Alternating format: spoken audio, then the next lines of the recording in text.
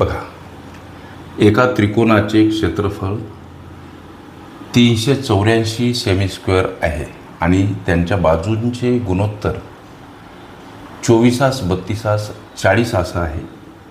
तर त्या त्रिकोणाची परिमिती किती असेल? प्रश्न सोडवायचा कसा लेकरांनो? इथं बाजूचं गुणोत्तर दर्शवलं. त्रिकोणाला 3 बाजू असतात आणि त्या बाजूंचं गुणोत्तर 24 32 40 याप्रमाणे.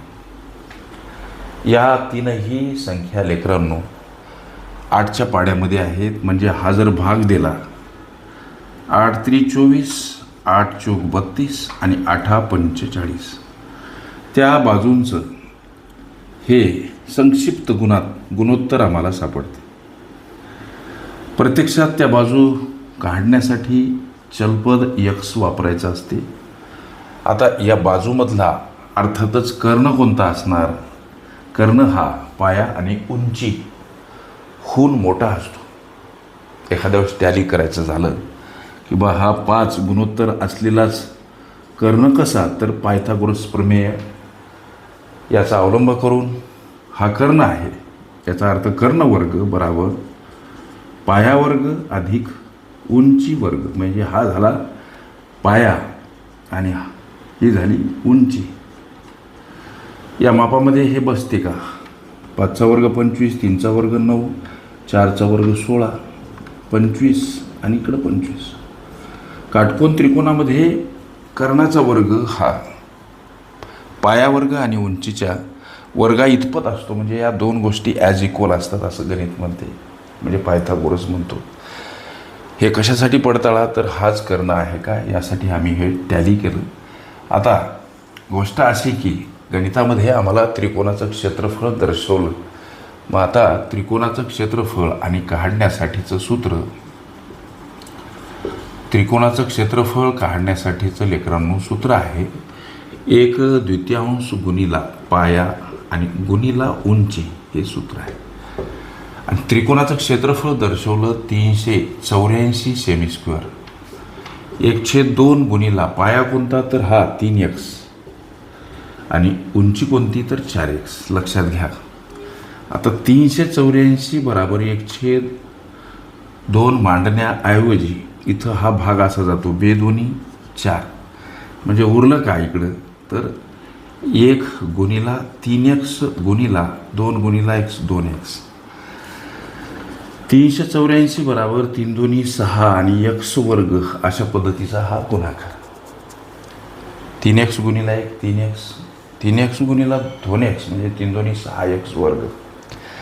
लेकरांनो 384कडे येताना हे 6 भागीला समोर एकटे x वर्ग. का भागीला? तर संख्या परस्पर विरुद्ध बाजूने जाताना एखाद्या पदासोबत गुणिला असेल भागीला स्वरूपात मांडावी लागते. हे 6x वर्ग या वर्ग पदासोबत हे 6 गुणिला आहेत इकडं परस्पर विरुद्ध बाजूने जाताना भागीला. हे गणितीय गुणधर्म पक्की लक्षात ठेवा. हा भाग लेकरांनो 64 जातो. आता प्रश्न या वर्गपदाचा, एक्सचं वर्ग म्हणजे हे वर्गपद घालवायचं.